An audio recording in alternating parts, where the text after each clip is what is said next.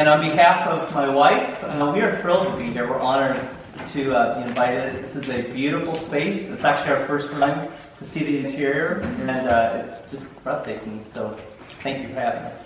It's truly an honor to be here. The last time we saw Dave, we were actually in Rome. Not bad. Dave is a fantastic tour guide, I might add. Yes, he was doing a tour with him this day, and we kind of gathered in for one day. So it truly is an honor to be here. I wanted to start with a quote that we have on our website by Pope Francis, because it's very symbolic of speaking to you, our Catholic community, most especially so. Whoever wants to preach must first be the first to let the Word of God move him deeply and become incarnate in his daily life. This has great pastoral importance. Today, too, people prefer to listen to witnesses. They thirst for authenticity and call for evangelizers to speak of a God that they themselves know and are familiar with. We wanted to start with this quote because we're here tonight amidst many of you whom we call friends and our Catholic community in the area. You're the people that we interface with daily. And we really have no business being up here if we are not also striving to live what we're going to share tonight, if we're not also striving daily in the trenches of our home in the domestic church to live holiness in marriage. So I wanted to just kind of give a backdrop to how our book came about here. So this is our book, and it is for sale. Charlie wanted me to mention that. So in the end, if you would like to purchase a copy, it's $16. But the story behind how this book came to be is really beautiful. Every year, we go, the beginning of the new year, we have kind of a date night where we talk about our goals for the new year. And we first go to adoration, and we ask the Lord to inspire us about what he wants us to do in that coming year for our marriage, family life. We set some practical goals, we set spiritual goals, and then we go sit at a restaurant for several hours and kind of hash it all out and come up with a plan.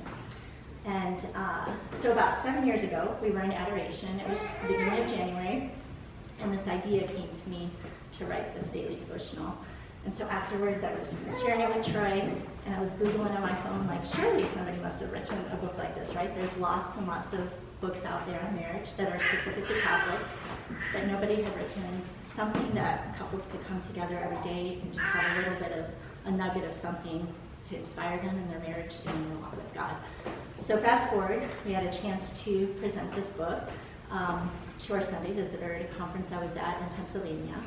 And I pitched it actually myself. Troy was not with me. But I remember it was a day in later July.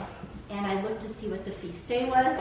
And it wasn't a saint that I was super familiar with. And honestly, I was a little disappointed. I'm like, oh. I was hoping for like some saint I knew. But that was okay, you know. So anyway, I pitched the book that morning. And then I actually met with Tammy Kaiser. Some of you probably know Tammy and Keith Kaiser. They were the only people we knew, and this was before we moved to South Carolina 4 years ago.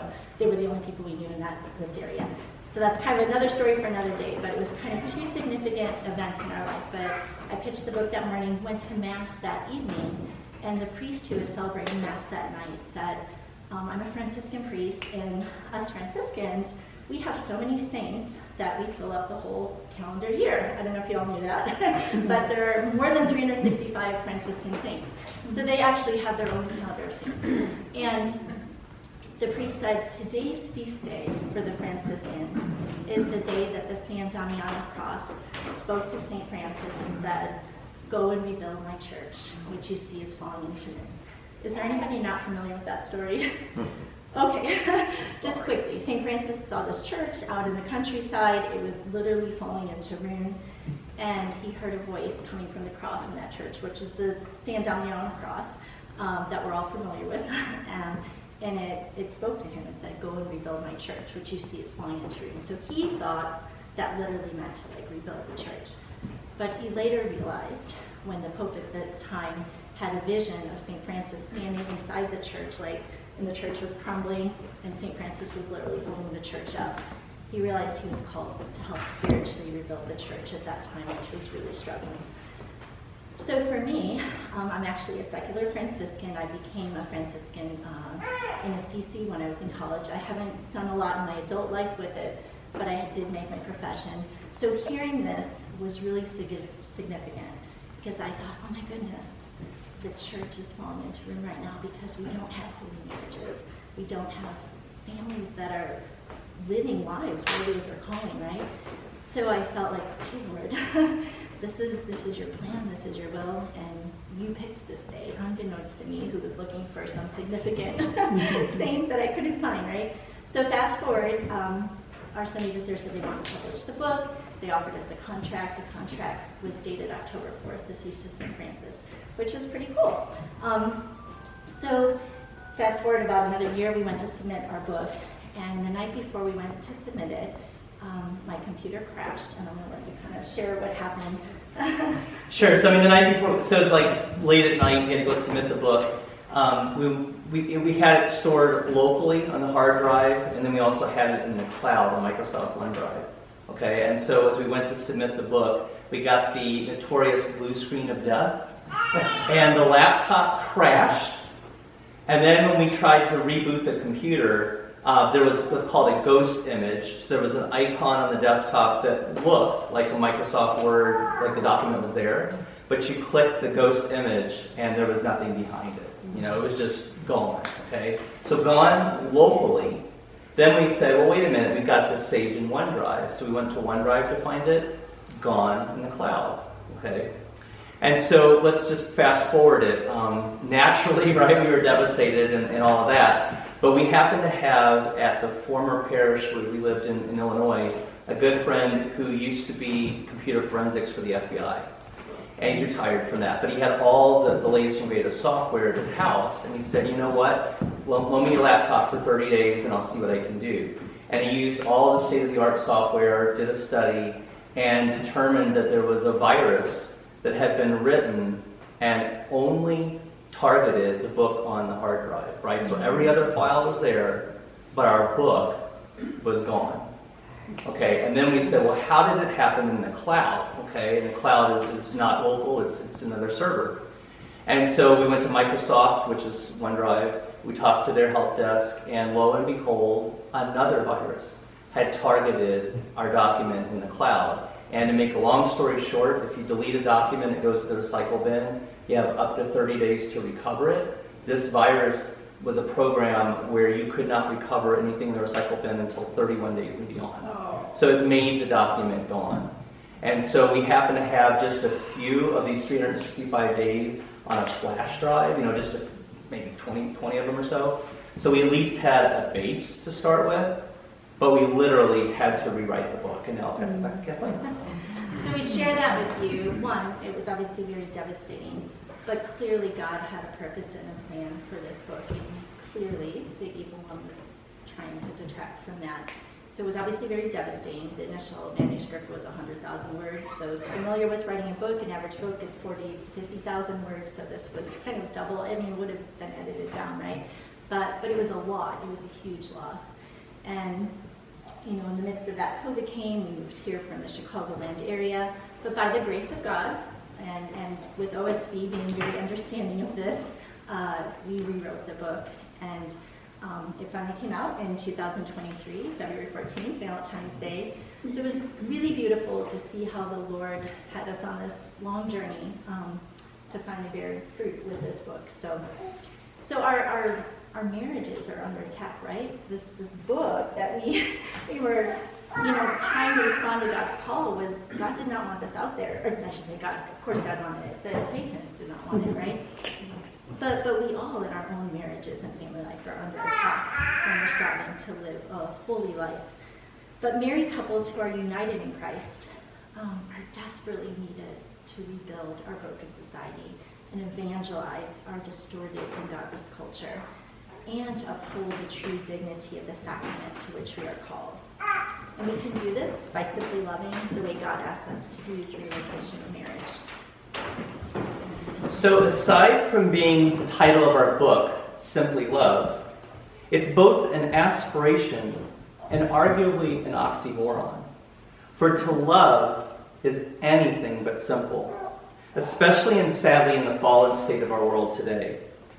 To love simply in the denotative sense means to love effortlessly and even skillfully, as if one were some sort of an expert in loving, like the master of his or own craft. But we all know that God himself is only the true expert, because God is love. To simply love might colloquially mean just love, kind of like the Nike slogan, just do it, right? As if loving was some sort of piece of cake. Still, alternatively and grammatically, to simply love mandates precisely how our omniscient and omnibenevolent God calls us to love through our Catholic faith. Simply, humbly, and unpretentiously. Which brings me to one of my favorite and arguably most powerful scripture verses from 1 Corinthians. St. Paul writes, and we've all heard it, but just bear with me here. Love is patient. Love is kind. It's not jealous. Love is not pompous. It's not inflated. It's not rude. It does not speak its own interest. It's not quick-tempered. It does not brood over injury. It does not rejoice over wrongdoing, but rejoices with the truth. It bears all things, believes all things, hope all things, endures all things. Love never fails. And while we could spend hours unpacking the wisdom through these often recited verses, I appeal to you right now prayerfully to consider the hidden lessons of their less popular preamble, verses 1 through 3. If I speak in human and angelic tongues, but I do not have love, I am a resounding gong or a clashing cymbal. If I have the gift of prophecy and comprehend all mysteries and knowledge, if I have all the faith so as to move mountains, but I do not love, I'm nothing. If I gave away everything I own, and if I hand my body over so that I might boast, but do not have love, I gain nothing. These 3 verses are constructed upon contrasting, negating, and conditional if-then statements. For example, if I speak eloquently and well, which is the fullness of the art of communication, but I don't love, then I'm a loud clanging gong, which is the opposite of melodic resonance. If I'm intellectually astute and have profound faith but no love, then I'm nothing. And we all know in what high esteem Christ holds faith. For in Matthew, he says literally, if you have faith as small as a mustard seed, you can say to this mountain, move from here, and it will move. So nothing's impossible, says Christ. Yet St. Paul reminds us that if we are completely void and empty, we're nothing if we don't love. If I'm super generous but boast when I do it, then I gain nothing. So it's emphasized, this word nothing is emphasized 3 times as the product. Yet love is everything, the direct opposite. So how then do we simply love? How should we aspire to love our spouse humbly, unpretentiously, and skillfully? Meaning that through our love for our spouse and one another, we capture as closely as we can the essence of God himself. We die to ourselves one day at a time so that love can grow and blossom. It's a paradox that the more we die to ourselves, the more our marriage not only grows, but thrives. We sacrifice for our spouse. My background is I'm a linguist, and I appreciate the etymology or the base of what words are. What I've found over time is that words we use today are watered down. So the word sacrifice literally means to make holy. And think of the times when we talk about in baseball a sacrifice bunt, or we just talk about, I sacrificed whatever. Okay? We take it so nonchalantly, yet it literally means to make holy. And so when we sacrifice for our marriage, how does this look from day to day?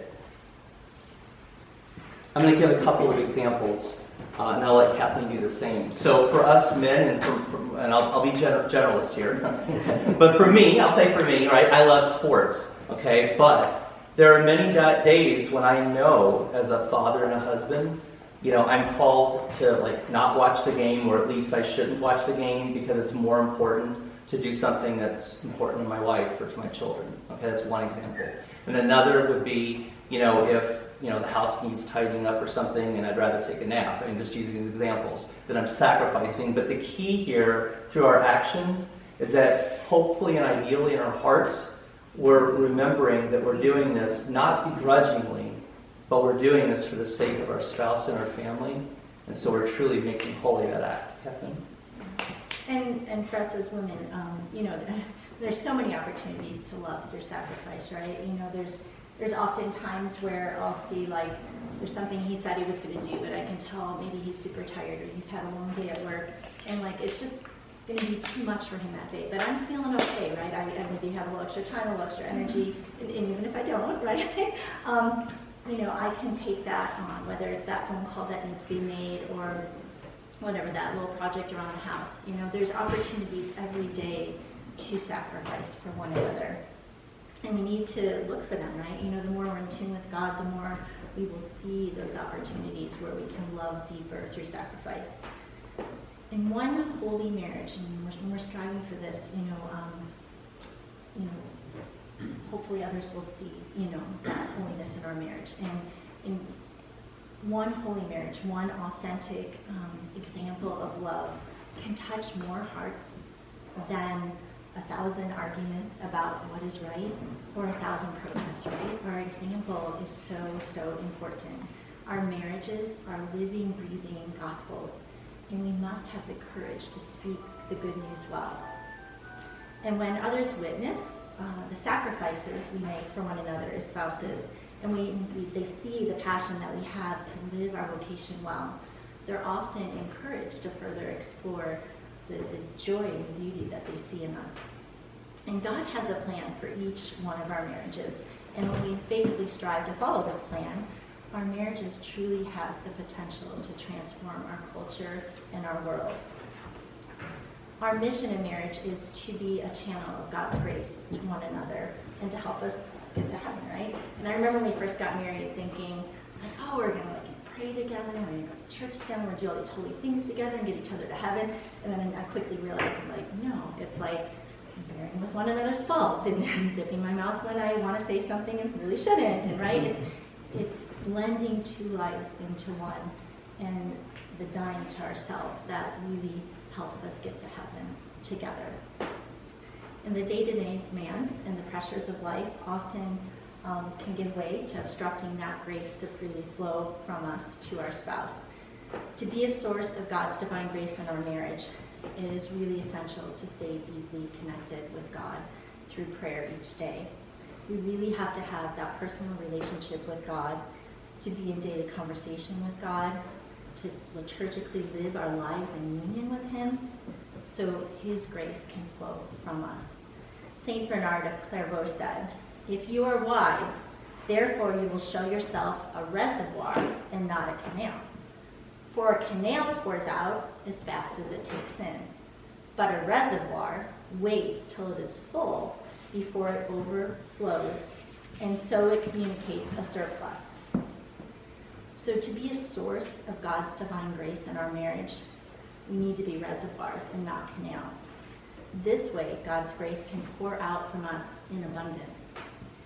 It is essential, again, that we make time for prayer, for rest, for reflection, so we can be that reservoir. But most of us, myself included, are often more like a canal, right? We dispense words as often as they come into our minds, and often we take action without much thought, rather than allowing our words and our actions to flow from a place of abundance and grace.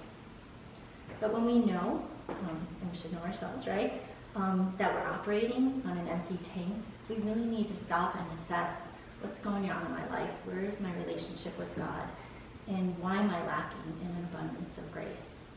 We can't give from an empty plate. I remember Mom was saying that growing up. She's like, I can't give from what I don't have, And that's so true for all of us, right? We can't give from what we don't have. So we need to make sure we're filling ourselves through daily prayer and communication with God. so we can become a reservoir of his goodness to our spouse and to our family. Our mutual love for our spouse is the fountain of love from which our children drink. And if we want to raise godly children, we have to strive for a holy marriage. Our children need to see us loving one another, forgiving one another, living our marital vows daily within the walls of our home, which is our domestic church, right? I remember about 7 years ago, I took our daughter Mariana, who is 15 now. We did this little mommy-daughter date. She was maybe, 9 at the time. But we went up to Michigan, St. Joseph, Michigan, and we were swimming at the beach and just kind of talking. And she said, Mommy, let's play a game. And she said, let's say 5 things we love about each other. And I was like, okay. And she's like, I'll go first. And I'm like, okay. And she's like, I love that you love Daddy. And I was like, whoa, like it was just this deeply profound, simple truth, right? But I just was taken aback, really, that out of the mouths of babes, right? Out of my 9-year-old's mouth, the thing that stuck out to her the most, that she loved about me the most as her mom, is that I loved her daddy, right? It was so important to her. And so our children need to see that witness. The recent hurricane has many of us probably questioning whether we prepared properly or not for a storm of this nature, right? We've all, I'm sure, been affected in different ways. And I know for ourselves, there's many things we wish we had done ahead of time to prepare. And we have a list of things now that we want to do to ensure that we are better prepared next time. We were without power and water for 11 days. So we have this whole list now, right? Like we really were not truly as prepared as we should have been. But I bring that up because we all know that the storms of life are inevitable. And we need to prepare ourselves and our marriages for these times. We need to ensure that we are ready, because it is within these seasons of our lives, during these storms, that true love is tested, that authentic love is realized. It's quite easy to love when things are going well, right? We all know that. But when life gets difficult, we need to have, in a sense, like a marriage insurance plan, right? So we're as prepared as possible to weather the storms together, anchored in faith.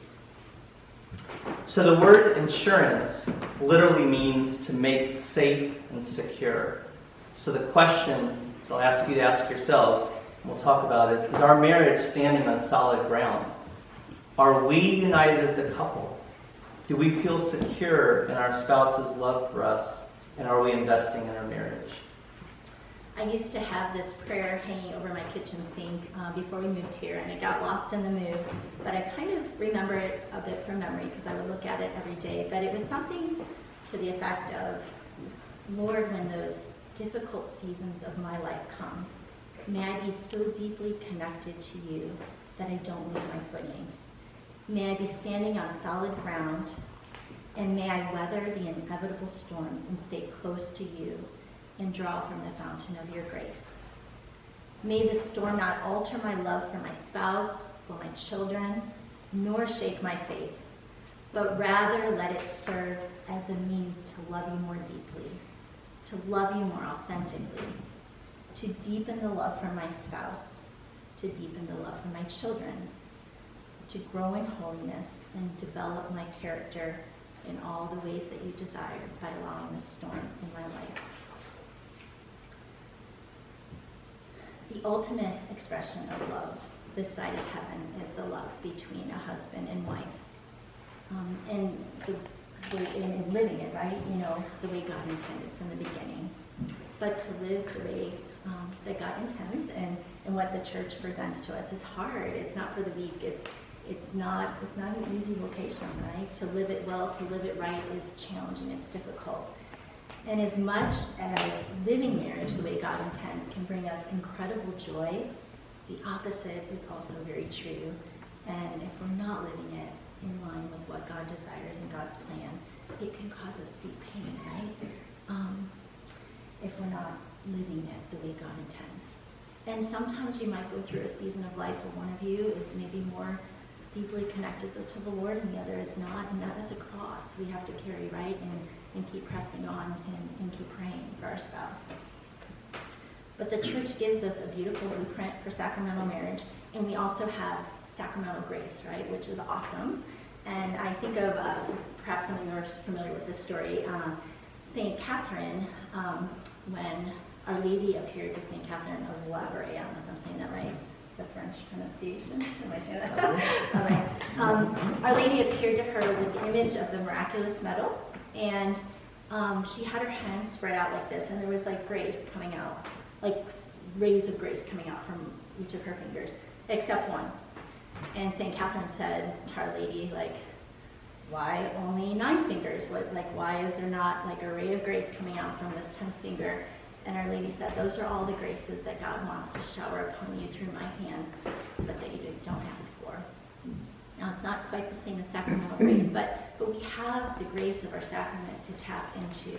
And we need to tap into it, right? It's like a source of beauty that we can draw from to live our lives in accordance with God's will.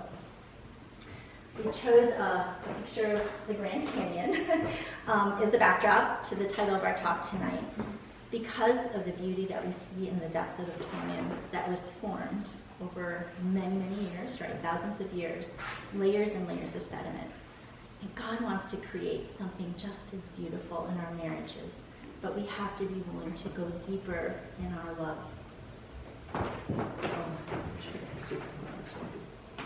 There we go. All right, so men want to be respected, and women need to feel authentically loved. And we're reminded of this in Ephesians 5:22-23. So wives, submit to your own husbands. And submit literally means to send under. Okay, so if we take that literally, wives, send under your stresses, send under your desire to hold on or to control, right? Send that under to your husbands and trust in your husbands. So wives, submit to your own husbands as if to the Lord, as the Lord for the husband is the head of the wife, as also Christ is head of the church. And then, interestingly, St. Paul doesn't use the same verb when we reverse it. He says, husbands, love your wives. And I think that's very powerful. Wives, submit to your husbands. Husbands, love your wives. Love your wives just as Christ also loved the church and gave himself up for her that he might sanctify or make holy and cleanse the church through his sacrifice of himself. Our wives need to not only know that we love them, but that they feel love through our daily actions and our investment of time with them. And something that we talk about this a lot in our own marriage, but intimacy. I like, you take the word intimacy, into me see, right? And so when a wife is wanting to be intimate, she's really wanting us to look into her, to look into what she's really feeling in her heart. And then likewise, as men, we want our wives to respect us. Okay, respect means to see the value in one another. And ladies, as husbands, we need you to see our value, to respect us. When we feel respected, it motivates us then to love. And of course, the reverse is true. We are called to love you regardless of whether we feel respected, but you do make the job easier by recognizing our value and what we bring to the table. And ultimately, by living marriage according to God's design. So there's this book called By Love Refined by Alice von Hildebrand. Has anybody read that book? It's a great book. A few people. In there, she talks about having a Tabor vision of our spouse, and she calls it a Tabor vision because she refers to the story of Jesus when he went up to Mount Tabor with his apostles, and he was transformed, right? It's what we celebrate as the church, is the feast of the transfiguration of Jesus. But he was on this mountain, he was transfigured, his apostles saw him in all his glory, but then they had to walk back down the mountain, and they had to go through Holy Week, they had to go through the crucifixion. But it was that vision they had on Mount Tabor of Jesus in all his glory that sustained them through the difficult times, the times where they didn't understand why, what's going on. So Alice von Hildebrand says, when we first meet our spouse and get engaged and get married, God gives us this Tabor vision of our spouse, that we see them for who they are, for all their potential. And that is what helps to sustain us throughout our marriage. So when the going gets tough and things are difficult, we need to reflect back on that Tabor vision that God gifted us in the beginning. What would you do differently if you were in love with your spouse? Like, what would a typical day look like? How would you do things differently? And she thought for a moment, and she was like, well, there's a lot of things I would do differently if I felt love for my spouse. I would treat him with respect. I would look out for his needs. I would serve him. I would pay attention to him. I would spend time with him. And I'd look forward to just being with him. And the pastor looked at her and said, then do those things. Do those things, even if you don't feel love. Even if you are not in love. Do those things anyways. And so she did. And over the next few weeks, she started to do the things that she would do as if she felt love for her spouse. And little by little, his behavior began to change. Her behavior began to change. And a seed of love began to grow between them again. See, love is not a feeling. We all know that. And we can't change our spouse. God reserves the right to change our spouse. And we need to give that right to him. We need to let go of that.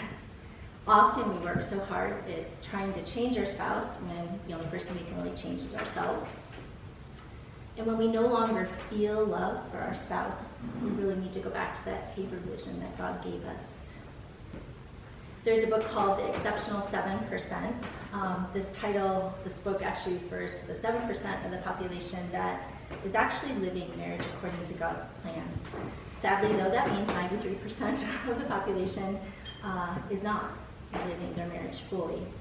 They've learned to simply coexist for the sake of their children, their finances, their reputation possibly, but they're missing out on so much. They're settling because they don't understand and are not willing to put in the effort. Perhaps they're afraid of being vulnerable. But here's the thing. God desires for us to experience true joy within our sacrament, true fulfillment within our sacrament. And I know in our own marriage when we're like really doing it right, there's this incredible joy, even in the midst of storms, right? Like, because you just know, like, you're striving to do God's will, and there's a beauty in that, and a true joy that can only come from being in line with God's will in your life. But we have to be willing to put the effort in, right? People have often referred to us as like a powerhouse couple, right? And I was reflecting on this a lot lately because we haven't felt like that. For anybody who knows us personally, we've had quite a few major events happen in our lives lately, some serious medical stuff, and it's been a difficult time. And I was reflecting on this concept of powerhouse couple, and I happened to read this quote by Matthew Kelly a few days ago that I think really sheds light on this topic. He said, "Every collaboration with God yields unimaginable fruit. Moses liberated the Israelites in collaboration with God. Mary gave birth to Jesus in collaboration with God. The boy with the 5 loaves and the 2 fishes fed 5,000 people in collaboration with God. You too can collaborate with God." So just think about how God can use us as a couple when we're both collaborating with him. It's so powerful when we're both in love with God and on fire with a passion to serve him, and we die to ourselves and work together as a team. God can do amazing things through our marriages. By divine design, our Lord gave men and women different gifts and abilities to help us fulfill this complementary role as husband and wife. We are hardwired by God to complement our spouse in marriage through our unique feminine and masculine qualities. At any given time, one of us may shine through a particular gift, but overall it is best to allow our talents and abilities to continually illuminate our marriage rather than trying to take center stage. If a husband or wife feels incompetent in comparison to the other, this can lead to low self-esteem and maybe a lack of motivation to even contribute to the marriage. Complementary calls us to unite our efforts as husband and wife in such a way that we enhance and illuminate the attributes that each of us has. When you think of the words powerhouse couple, we are literally harnessing as individuals, as a unified couple, sacramentally joined through our domestic church. And we're all called to be powerhouse couples, to be a light to this really dark world. something that we have done since the very beginning of our marriage, and I feel like it really has been the glue that has sustained us, is we committed to doing a holy hour together once a week. And we even did this when the children were really little. We would hire babysitters, and we had what we called our date night with Jesus once a week. And even when Troy, he travels quite a bit for work, and when he started traveling more, we would try to collaborate and work together, where sometimes he would be like in front of Jesus, like in Costa Rica, and I'd be in front of Jesus in Chicago. Instead of like being under the same moon, we're in front of the same Lord, and it was really cool. But it's been something really, really beautiful that I think has kept us together, and united. So every week we go before our Lord together, and I really encourage that if you're not already doing that. So now we have like a quick little video we want to show you. Now I get to practice my skills here. Let's see here. Hang on, let me use the mouse. We're using someone else's computer, so it's a little new to us. Oh, we got it. Is it up there? No.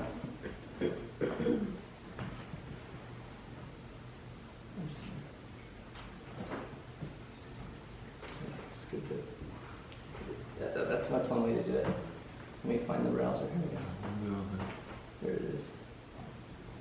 This is a workaround. We do this in IT all the time.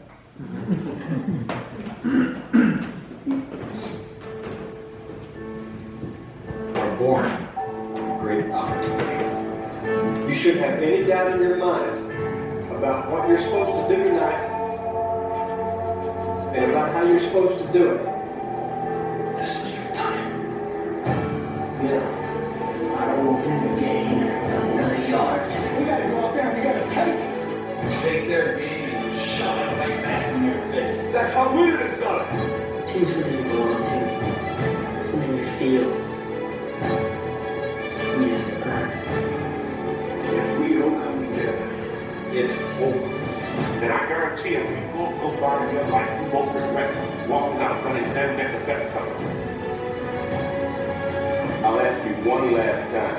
To be the best that you can be. Play like champions. Win. It's about heart. It's about who can go out there and play the hardest. It's about how hard you can get hit and keep moving forward. I don't care what the scoreboard says. At the end of the game, in my book, we're going to be winners. In any fight, it's the guy who's willing to die, Willing to take the hits. who's going to win that inch. Let me tell you something you don't let it do. Nothing. Come between us. On this team, we fight, and we shut them down because we can.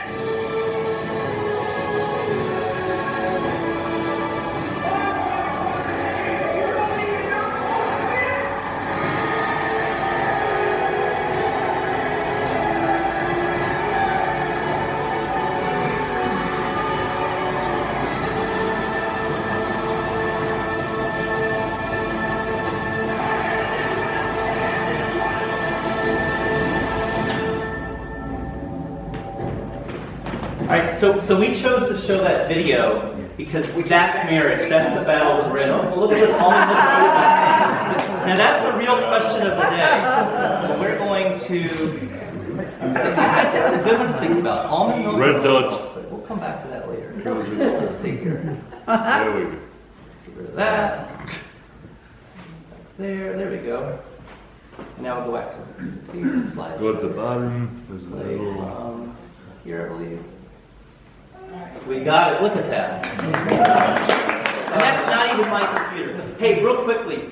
So why did we do that? Why did we show that video? Because that's what marriage is about. We are in a battle. We're in a battle against Satan, against the adversary, against the guy who doesn't want us to win. All right? And the great Notre Dame Fighting Irish coach, Lou Holtz, WIN, you know what it stands for? What's important now? What's important now? So gentlemen, ask yourselves, okay, what's important now? Especially if you're married, right? It is your spouse. It's living your vocation as a husband. Women, the same thing. What's important now? It's living your vocation as a wife. All right? So go ahead, honey. I'm fired up. That video got me over there. Ready? So we often think of our spouse sometimes as maybe being on a opposing team, right? But something that Troy has always said from the beginning of our marriage, and I love this, is that we are on the same team, right? We can become defensive and guard ourselves instead of watching each other's back and working together. It's so important in marriage to remember that we are on the same team. Because when you're on the same team, you're willing to put the effort in, right? You're willing to go the long haul because you share a common purpose and goal. When one teammate's down, the other one needs to help carry the load, right? Every second counts. You look out for your teammate. How well they do affects you as a whole, as a team. And in every sport, there's timeouts, right? Sometimes in marriage, we need to take time out. We used to lead a marriage ministry at our former parish for 10 years, and we had a date night like once a month where couples came together, and we would have a different theme every month. And in January, we always did a sports theme, and we would talk about the different sport analogies to marriage, right? Because that was a good one, especially for guys. But for us as women too, right? You know. But taking time outs in marriage, sometimes we need to do that in order to refocus ourselves and get back on track. You know. A few weeks ago, Troy was traveling. It happened to be the week of a hurricane, which was challenging. but he was doing this big presentation, and he had to leave like 3 days after the hurricane hit. And I was like, oh. But he did his presentation. So even though I was like, oh, I'm so mad he's not here, I knew like this was good. It was for the good of us, right? You know. So I was like, how was the presentation? Like, you know, I texted him, and he's like, it went really well, you know. And in my heart, I'm like, we're home with no power and no water, you know. But I'm like, I'm so happy it went well. And then he texted something that was really significant to me. He said, you know, thank you for asking. On account of God, when I do well, we do well. When you do well, we do well. All glory to God. And so I screenshotted it. I'm like, oh, I'm going to look back on this. You know, but it's so true, right? You know, sometimes we can feel like, oh, I'm carrying the weight of everything right now, and you're off, like traveling, or, you know, whatever. One person might not have it as hard, or might be living a more glorious life in our opinion, right? But we're on the same team. We're in this together. And we have to remember that, you know. It's so easy to get, I know especially for us as women, to get in this like, oh, you know, poor me mode, right? You know. But that only hinders us, right, in our marriage and in our spiritual growth. Let's see. There we go. That's okay. So one of my favorite quotes is by Mother Teresa. I'm sure you all heard this: do small things with great love. And there's endless opportunities to live this in marriage. This was one night many years ago when we were sitting down eating dinner, and something I've learned about my spouse is that if I can in any way during dinner time or any meal help him to avoid having to get up in the middle of eating, then I'm going to strive to do that. I don't always do that, but I know something that's important to him is not to be interrupted.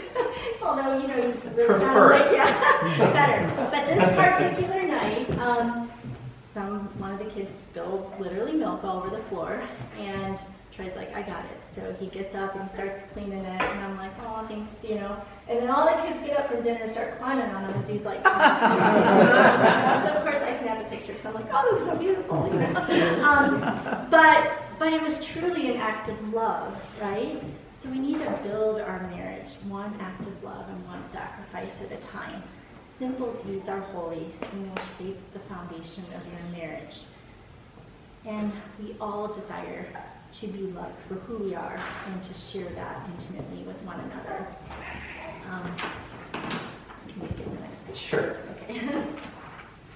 So we have just one more brief analogy before we jump to the real heart of the meeting, and I'll let Kathleen be the closer and bring us home on. But here's the analogy, right? So we have a small vineyard. We call it Frutto della Vite, which means fruit of the vine. We named it after fruit of the vine, work with human hands. Been making wine for many years now, and I love it. And so I wanted to just use the quick analogy that, you know, just like, you know, when you tend to a vineyard, there's a whole process there, right, of making sure you have the soil prepared and you have the right nutrients, and you need water and you need sunlight. You need all those things for the plant to grow.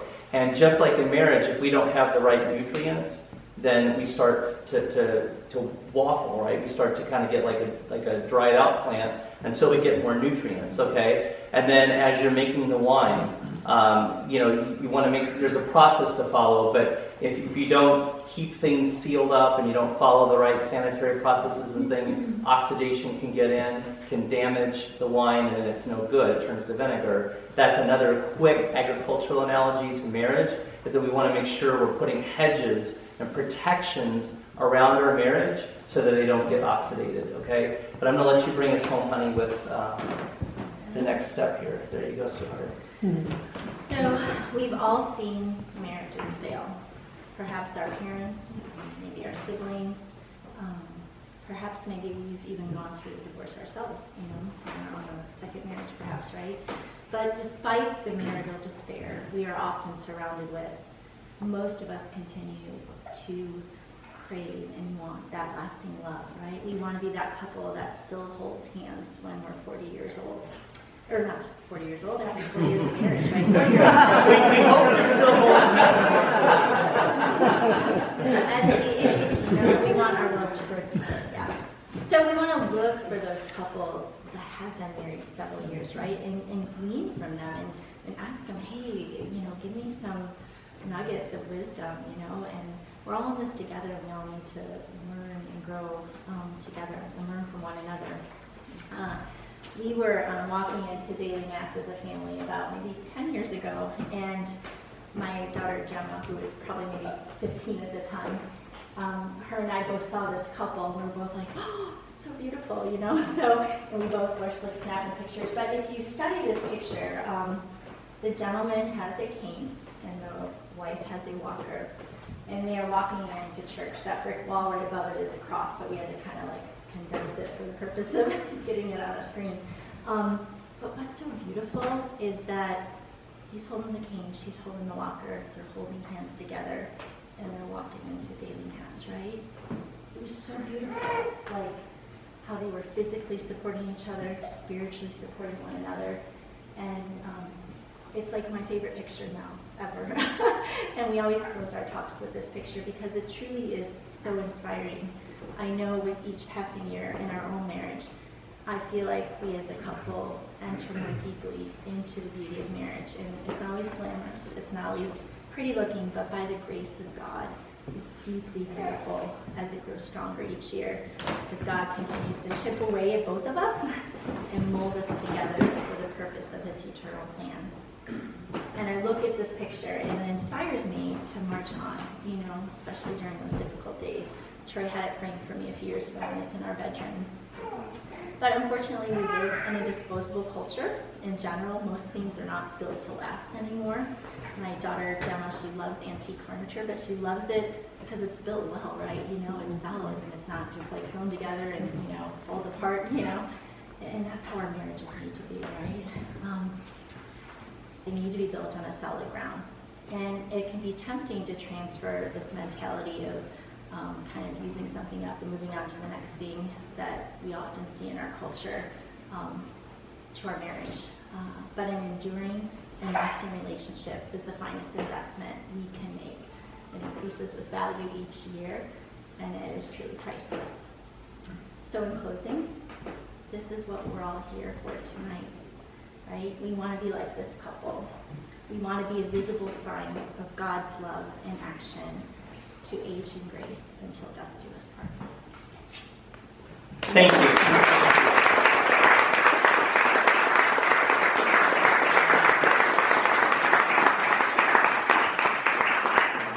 Actually, a little time for, let me start. Okay. I want to ask, you all have done retreats for married couples, and I was going to ask you, on a marriage retreat, what is some advice that you share, and what have you experienced on marriage retreats, right, to challenge for married couples? The challenge, like for the couples. Yeah, for the couples coming, right, in terms of trying to grow and develop their relationship. Sure.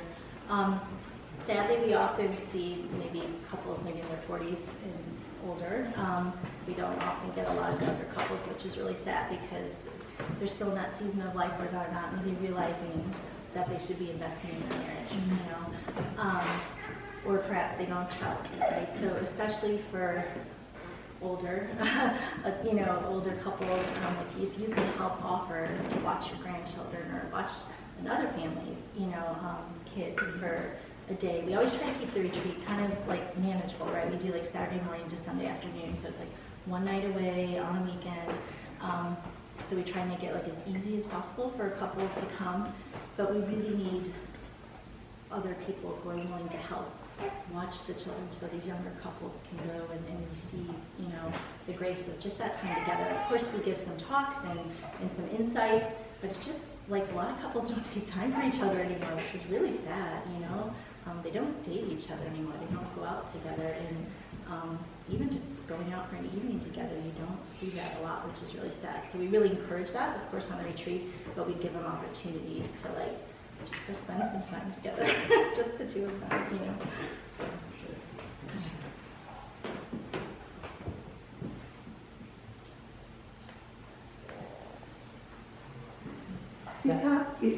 You said one little thing that caught my attention early on.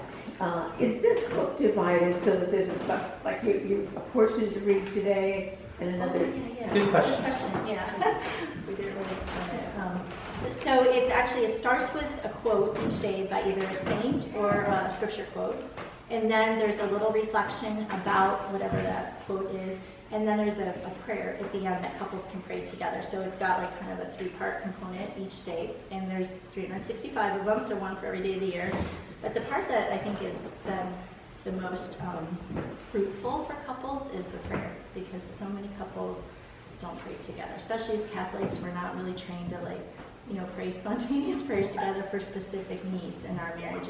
And this very much addresses Lord, help us to communicate better. Lord, help us to whatever, manage our finances according to your plan for us, whatever it is that day that is being discussed, and that prayer is specifically about different moments. Yeah. So. 2 other questions people often ask. One is, we purposely didn't start it January to December. Yeah. We just did day 1, day 2, day 3, right? That way you can start any time of the year.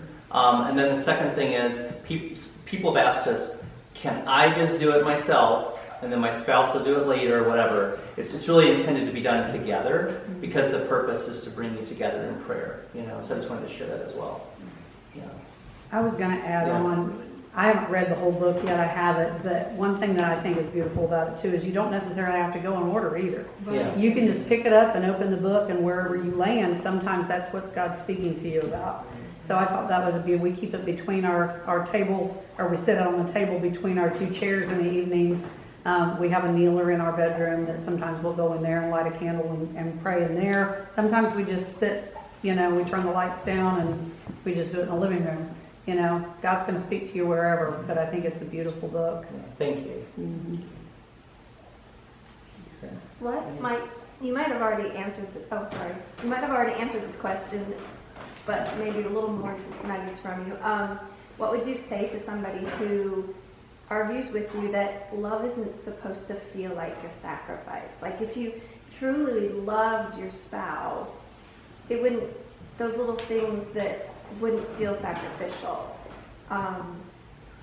Well, so I would say love is not a feeling. It really isn't. I mean, you can have days where you feel great while you're loving, but true love is not feeling good. Just like Christ on the cross, I'm sure you didn't feel good, right? I mean, you didn't feel good. So that would be my answer there. But you want to add? That's a good one.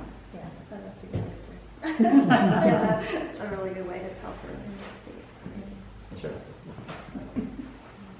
Yes. Troy, you talked about creating a hedge of protection. Yes. As a husband, I think you're referring to. Do you have any examples or suggestions for how you? I do. Yeah. I mean, first of all, the rosary.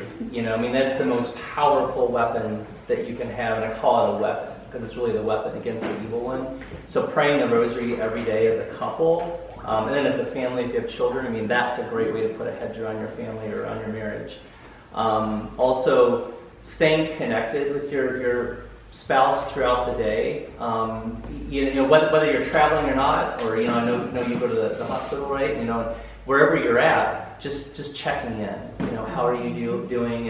And then I would say mean it sincerely. And why do I say that? Because it's easy to send a text and go, "How are you doing?" But some people can send those texts and they just want to kind of get that off their plate as a task, But what I really mean is that you genuinely mean, "How are you doing?" And then give your spouse a chance to respond to that. And I'm a big believer that texting has a purpose and face-to-face dialogue has a purpose, and you wouldn't want to pour your heart out in a text. At least I'm not a big believer in that. But what I would say is stay connected. You know what I mean? Use whatever communication channels you have, and that's a great way to keep those hedges because because two do become one.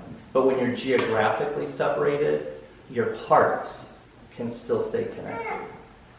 And I think, like in anything, when you're connected, there's not room for other stuff to get in there, right?